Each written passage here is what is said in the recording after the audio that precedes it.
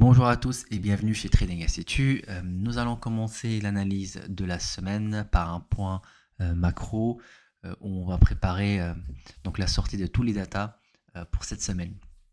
Pour lundi, on aura des discours d'un moment du FOMC. Je pense que on va le voir par la suite, mais un peu sur toute la semaine.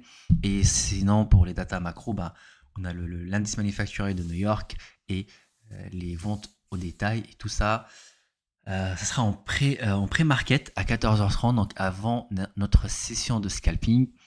Donc, on verra par la suite sur le côté technique, mais je pense qu'on aura quand même une session plutôt intéressante en se basant sur les datas en pré-open. Pour mardi, donc on reste pareil sur des chiffres de consommation en pré-market. On n'a pas de news pendant notre session de trading. Et dans un des plus importants donc pour mardi, c'est la production industrielle. Et on aura un discours de président de la Fed à 19h15. Donc on risque peut-être par contre d'avoir une petite journée.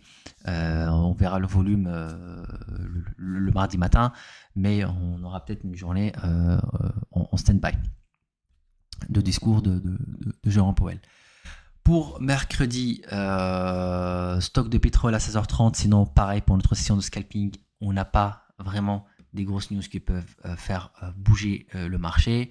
Pour jeudi, on a le indice manufacturier Philadelphie, vente de logements existants. Donc tout ça, c'est des chiffres, comme on a dit, c'est data vraiment concentrés sur la consommation, où on peut, entre parenthèses, alors anticiper dans le bon sens bien sûr les chiffres de l'inflation pour le mois prochain, donc pour le CPI, et aussi anticiper le NFP. Alors anticiper, de faire une prévision comment le marché va pricer, et surtout d'anticiper dans le bon sens la réaction des marchés, sachant voilà, nous on scalpe, on les traite pas bien évidemment, on attend la sortie de la news et après on détecte des zones et on rentre sur le marché.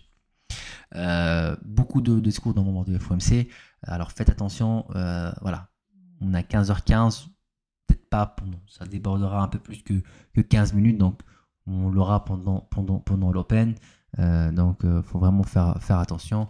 Et pour vendredi, pas grand chose à part le CFTC, donc, où on voit les rapports COT sur le CME, mais sinon pas des news.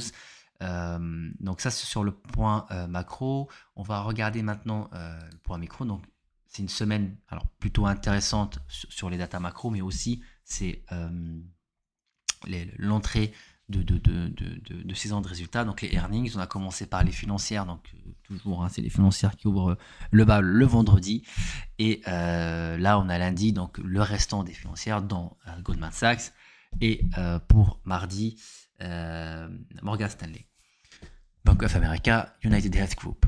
Et ce qui va nous intéresser pour cette semaine, ça va être le jeudi, et ça va être Netflix. Donc on va regarder un peu Netflix sur les derniers chiffres pendant la dernière saison des résultats, donc le dernier trimestre. Et là on a vraiment une baisse des résultats nets. Donc le chiffre d'affaires, certes, il a augmenté, mais les résultats nets, ils sont beaucoup plus en baisse, et on compare juste avec le trimestre de septembre.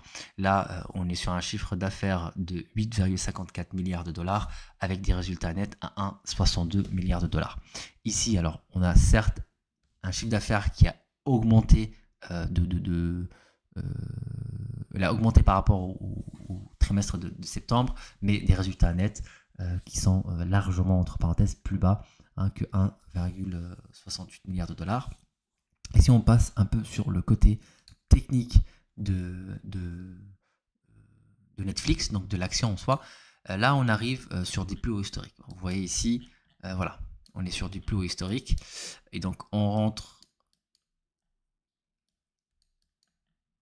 sur cette supply, donc cette zone, alors zone de short, mais pas forcément pour la shorter bien évidemment, c'est le plus haut historique. Et en weekly, quand on regarde sur le graphique, en weekly on est haussier depuis la cassure de ces derniers hauts.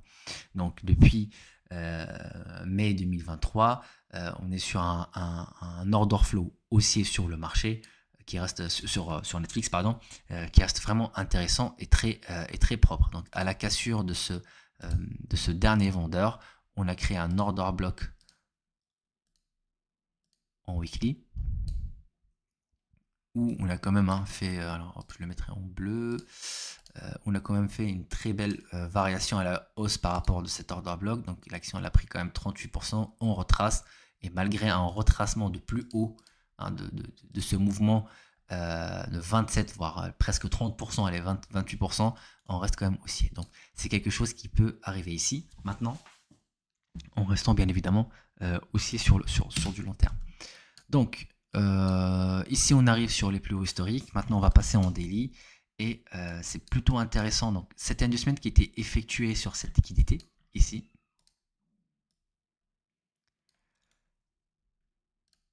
et le but c'est de rester et créer encore plus de liquidité jusqu'à jeudi avant de la sortie de la news. Si vraiment pour avoir le bon scénario, il ne faut surtout pas qu'on sorte entre parenthèses ni à la hausse ni à la baisse avant. On reste vraiment sur cette zone. Et à la sortie de la news, et si on a des chiffres qui plaisent au marché, on peut aller vraiment créer de la liquidité, chercher la liquidité pour aller chercher vraiment les plus hauts historiques. Et sinon, à 595 $, si cette zone là lâche, ça va être plutôt un retracement weekly comme on a vu tout à l'heure. Donc on peut perdre dans les 28% restant quand même haussier. C'est un retracement pour aller chercher les 500 $, la zone weekly d'achat, et puis potentiellement continuer, après on verra par la suite, continuer son mouvement haussier. Donc voilà pour le côté micro, donc pour les actions. Et là on va passer sur notre analyse technique donc pour aujourd'hui. Deux liquidités sur le Nasdaq. Alors on va se mettre en 4 heures pour commencer, et on va donc tracer cette zone intermédiaire ici. Et ça va être très intéressant pour aujourd'hui. Et ça montre, je pense qu'on aura un marché plutôt intéressant côté volat.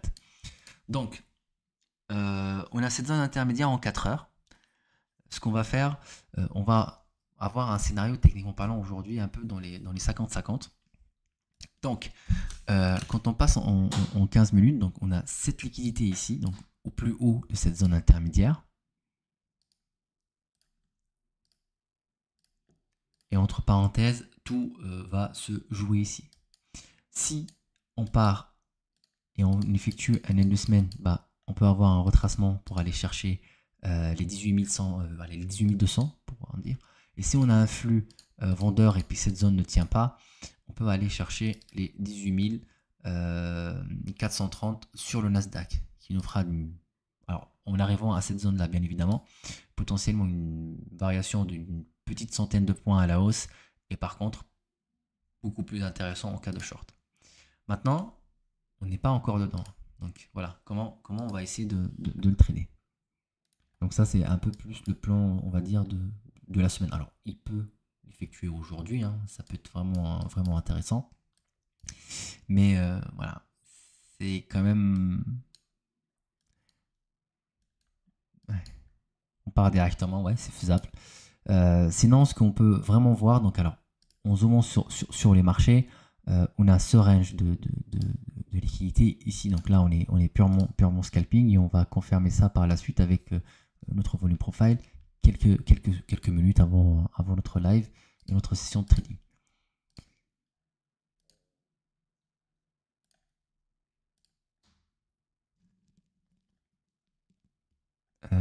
Voilà.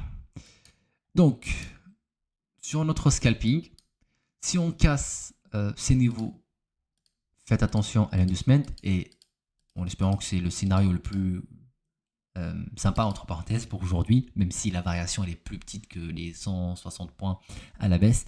Si on est haussier, on va essayer de faire attention à l'inducement. Tout va se jouer ici. Si on n'a pas un inducement, c'est-à-dire quoi un inducement? On n'a pas un fake breakout.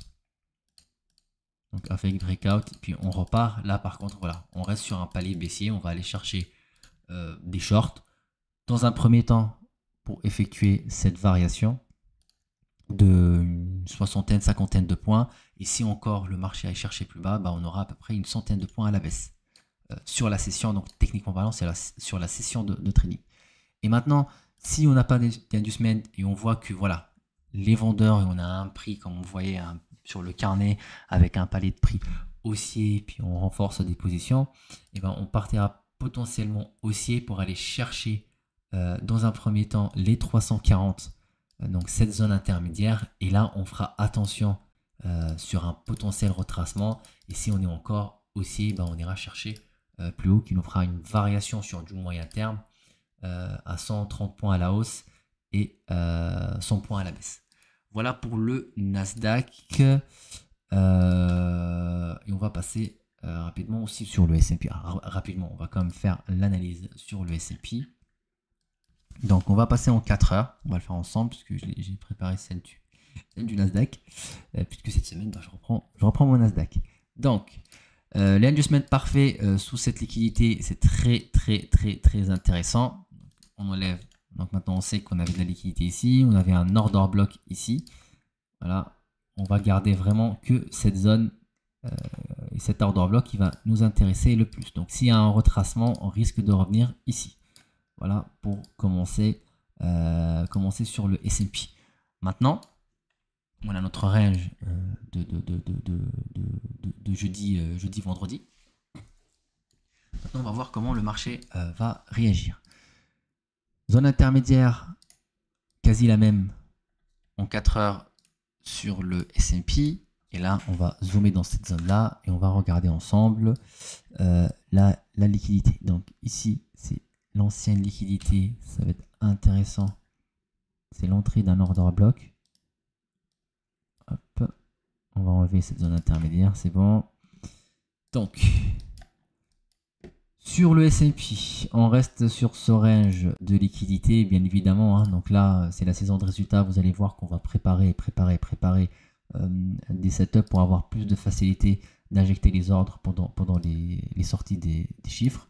Et donc là, on a plutôt de la liquidité partout sur le marché et c'est très intéressant. C'est très intéressant. Donc, si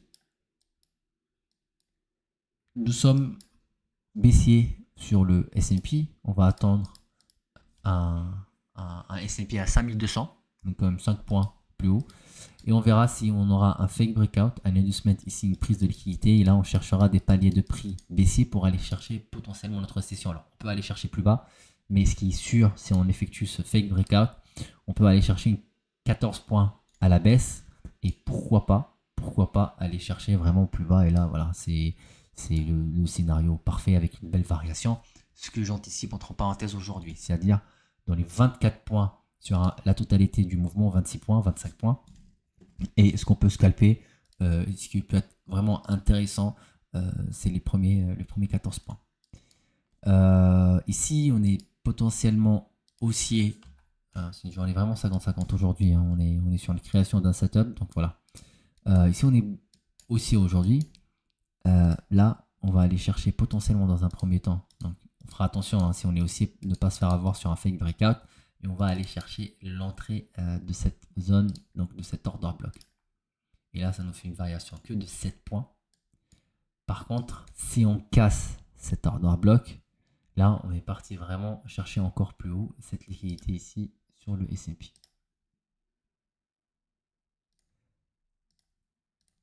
Donc, si on est acheteur, on fera attention, on peut bien évidemment le trader. Hein. Alors, vous allez voir la variation. Elle est quasi, bon, là, il y a quand même 10 points de plus sur le scénario haussier. Faites attention, on n'a pas de liquidité comme le Nasdaq derrière. Donc voilà, si on est haussier, on peut rentrer sur cette zone-là.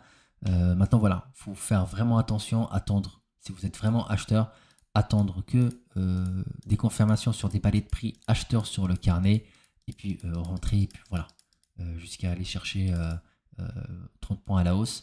Ici, on est baissé, bah, vous avez vu, un fake breakout, et puis on part chercher encore plus bas.